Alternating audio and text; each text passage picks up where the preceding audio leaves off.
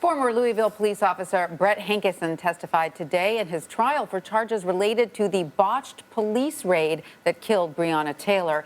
Hankison had this to say about the execution of the no-knock warrant. Is there anything, Brett, that you feel like you did wrong on March 13th at 3003 Springfield Drive? Absolutely not. Hankison is charged with 3 counts of wanton endangerment, which holds a sentence of up to 5 years in prison. Prosecutors say he recklessly fired his weapon during the raid, endangering the lives of a family living next door. The charges, though, are not related to Taylor's death. Joining me now in studio with more on this is CBS News correspondent Jericka Duncan.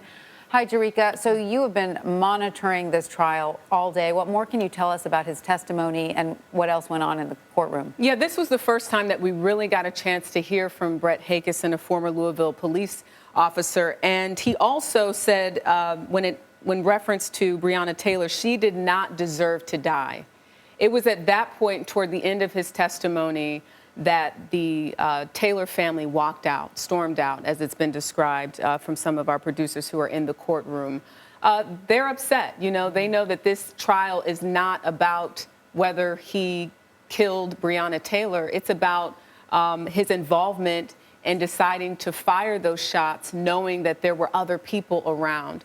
So for the family to be there at this trial is really the only little bit of justice, if you will, that they're holding on to. As far as Brett Hankison is concerned, he got very emotional when he started discussing his colleague and partner, Sergeant John Mattingly. He's also no longer with the police department. But that was the first time that we really saw him sort of break down a couple of times when he said when he realized that he had been hit and that he called it in. And that's when he also talked more in depth about him going outside of that apartment and seeing what he said was a figure through the window and decided to start firing shots because of the muzzle, the illumination, he said, of the muzzle.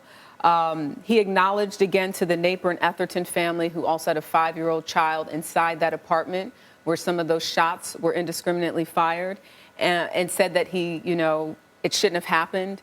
And then he sort of, again, after mentioning that family, said, as for Taylor, she did not deserve to die. So we know that the jurors will deliberate tomorrow. Mm-hmm. They're going to get instructions. This case is pretty much coming to a close. They went into recess this afternoon.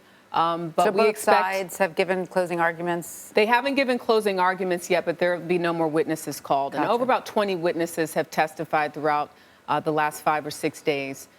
So we are continuing to watch this story. Of course, we know that he's looking at up to 5 years on each count.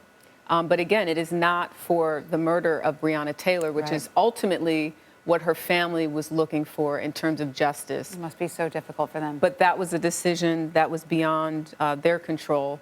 And this is the only officer that was charged in connection to that botched raid. That's right. All right. Well, Jericka Duncan, thank you so much. We know you'll continue to follow this trial, and we'll check in with you later. Thank you so much.